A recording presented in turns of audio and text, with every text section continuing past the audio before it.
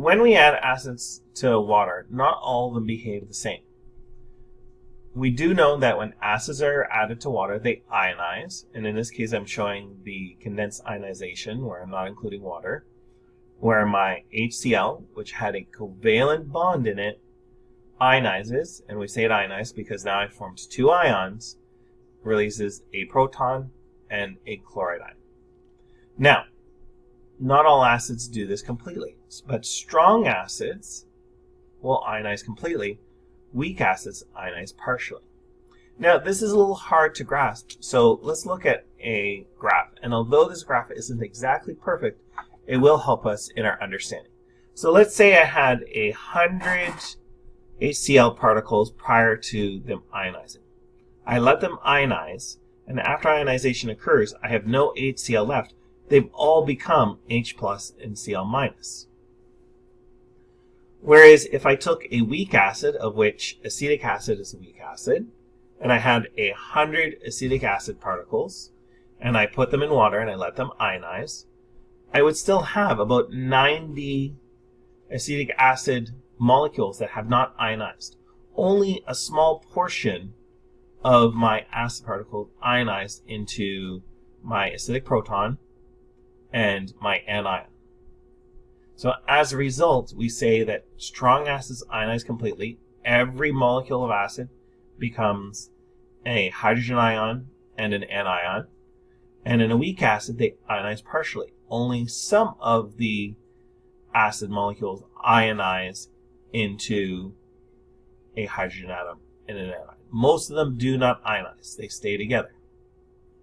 Now, the question is, what are my strong acids? Well, for us, we only have to worry about 6. Hydrochloric, hydrobromic, hydroiodic, nitric, sulfuric, and perchloric acids. If they are not one of these 6, they are considered to be weak because they fall in the category of all others.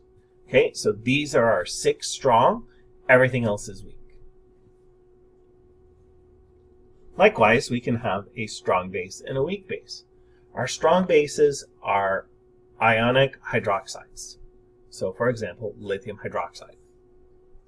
There are strong bases because when they're added to water, they dissociate completely. Our weak bases are everything else. Okay?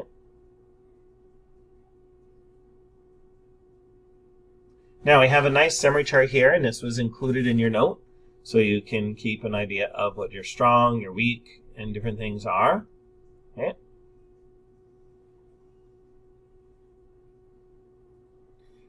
Now, with our strong and weak, one of the ways that we can measure the amount of hydrogen ion or report it is through pH, which is an acronym for power of hydrogen. And basically what it is we take the high range of potential hydrogen ion concentrations in dilute solutions, so solutions with a concentration of less than 1, and we condense them into a number scale that it's easy for the human mind to understand. And to do that, we use a logarithmic scale. And so we know that our pH is equal to negative log the concentration of my hydrogen ion, or my pH is equal to my negative log of my hydronium ion concentration. Remember, these two things mean the same thing. And if I knew my pH, I could also determine my hydrogen ion concentrations.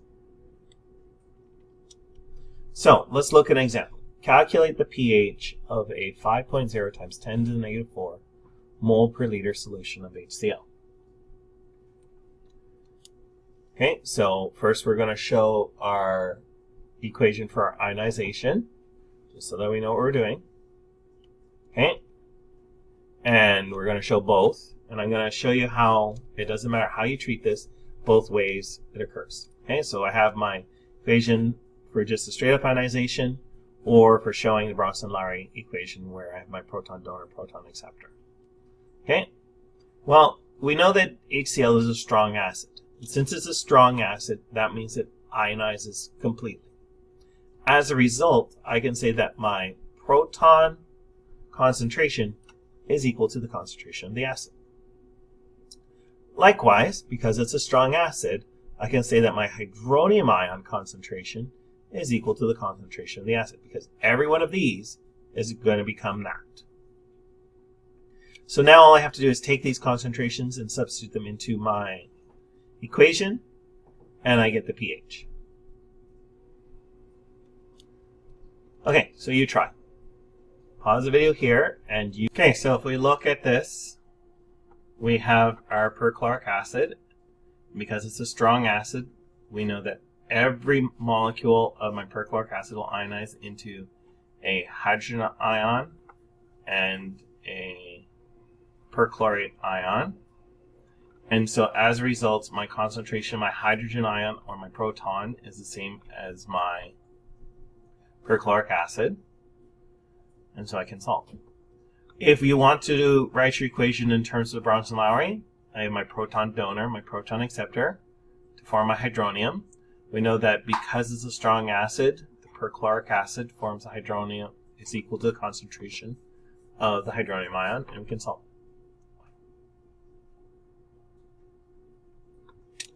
Oh my gosh! Okay, so if we look, you can show the ionization either just with the ionization, or you can show the Bronsted-Lowry reaction. You don't have to show both. Either one is fine. But what we do know is because it's a strong acid, every one of the molecules of acid will ionize into a proton and a perchlorate ion, or every one of the acids, which is my proton donor, will donate its proton to water to form hydronium ions. So as a result, concentration of my hydronium ion or my proton is equal to the concentration of the acid. And then I can take that concentration and substitute it into my equation. Now, because of the nature of the way we calculate pH, it allows us to take very big differences in concentration and compress them into a small scale. So I can take, for example, a concentration of 1 all the way to a concentration of 1 times 10 to the negative 14.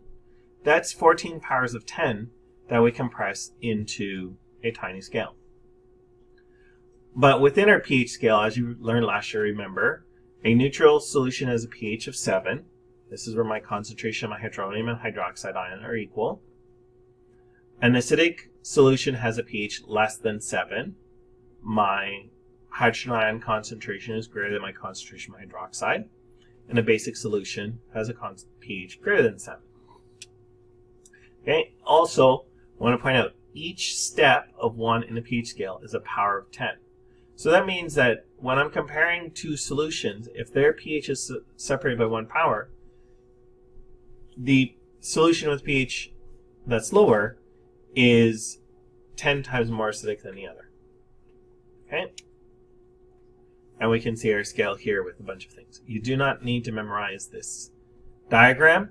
Just understand what it means, right? And so if I wanted to compare a soft drink to blood, I'm going 1, 2, 3, 4 pH levels difference. And so therefore we're looking at 10 times 10 times 10 times 10. So therefore a soft drink is 10,000 times more acidic than blood.